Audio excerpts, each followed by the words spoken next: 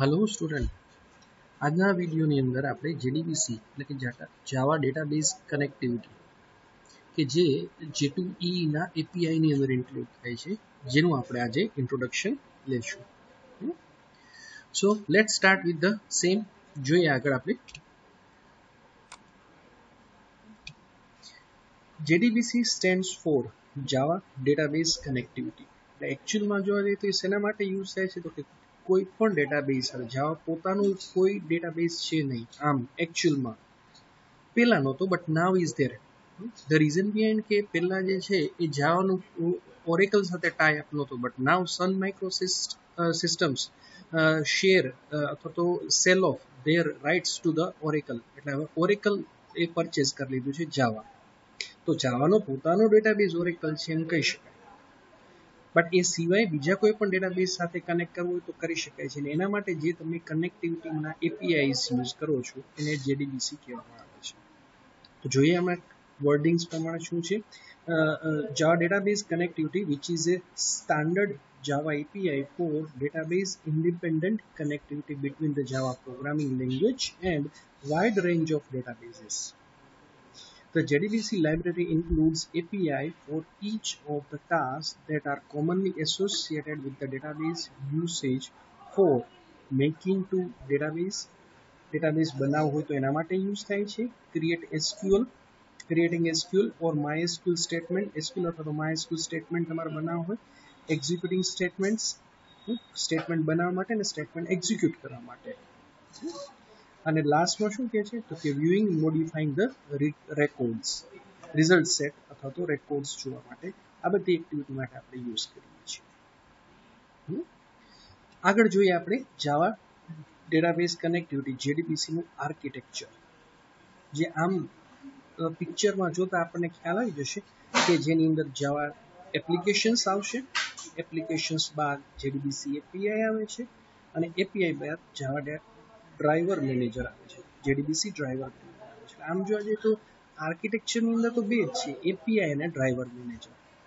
આ ડ્રાઈવર મેનેજરની અંદર અલગ અલગ ટાઈપના ડ્રાઈવરો છે.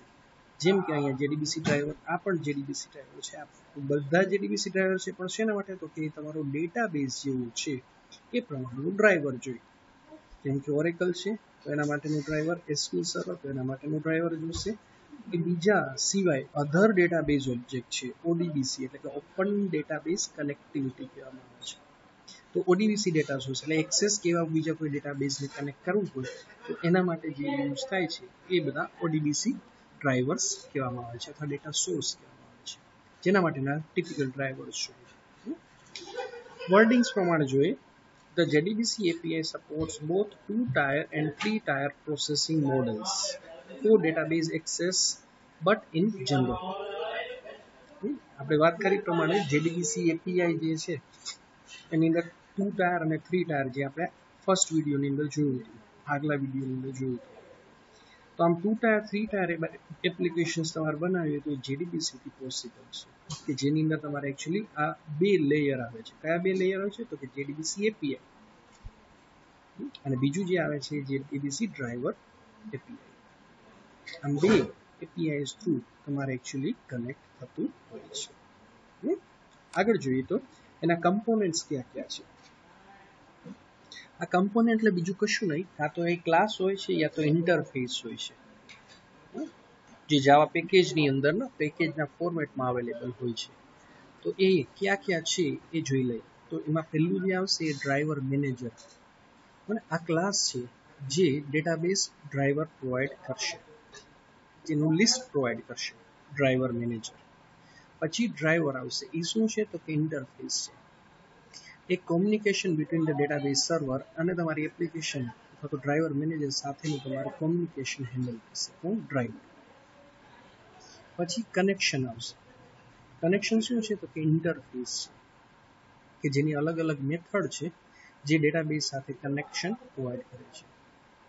સ્ટેટમેન્ટ છે, એટલે સ્ટેટમેન્ટ ઓબ્જેક્ટ આપણે ક્રિએટ કરી છે. આ ઇન્ટરફેસ છે એકચ્યુઅલી કે જે SQL સ્ટેટમેન્ટ ડેટાબેઝને સબમિટ કરવા માટે યુઝ થાય છે. રિઝલ્ટ સેટ છે.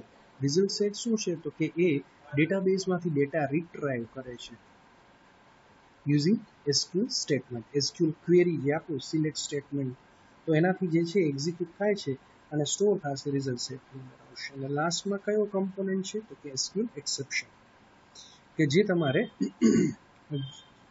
જાવા ડેટાબેઝ કનેક્ટિવિટી રિલેટેડ કોઈ પણ એક્સેપ્શન હશે, એરર, રન ટાઈમ એરર હશે, તો એ હેન્ડલ કરશે. એના માટેનો તમારે અહીંયા SQL એક્સેપ્શન ક્લાસ અવેલેબલ છે.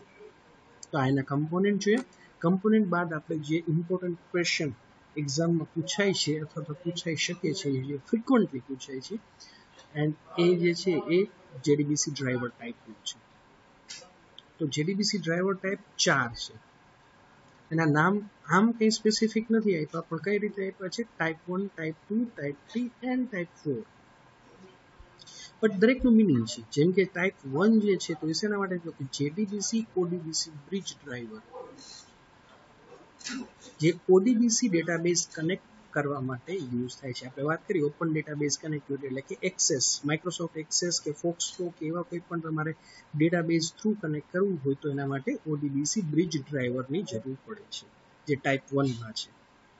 બીજું આવે છે JDBC નેટિવ API, કે જે એકચ્યુઅલમાં શું કરે છે તો કે type 2 driver JDBC APIs call are converted into the native C++ APIs call which are unique to the database. એટલે કદાચ તમારે C++ થ્રુ પ્રોગ્રામિંગ કરતા હોય અને એની અંદર તમારે ડેટાબેઝ કનેક્ટ કરવાનું હોય, એટલે એકચ્યુઅલી એની અંદર ટેક્સ્ટ ફાઇલ હોય છે, યા તો C++ ની પોતાની બાઇનરી ફાઇલ્સ હોય છે, કે જેને કનેક્ટ કરવા માટે તમારે પર્ટિક્યુલર નેટિવ API ની જરૂર પડે છે, જે ટાઈપ 2 માં છે. ટાઈપ 3 જે છે એની અંદર જે છે નેટ પ્યોર જાવા, કે જે 3 ટાયર એપ્રોચ, 3 ટાયર એપ્લિકેશનની અંદર યુઝ થાય છે. અને ટાઈપ 4 જે છે that is 100% pure Java. Pure Java કઈ રીતે છે તો કે તે actually driver communication directly with the vendor's database through the socket connections. એ કનેક્શન્સના ઓબ્જેક્ટ થ્રુ ડાયરેક્ટ ડેટાબેઝ સાથે કનેક્ટ કરે છે, અને જેમાં એડિશનલ કોઈ બીજા કોઈ પ્રોગ્રામ્સની જરૂર નથી પડતી.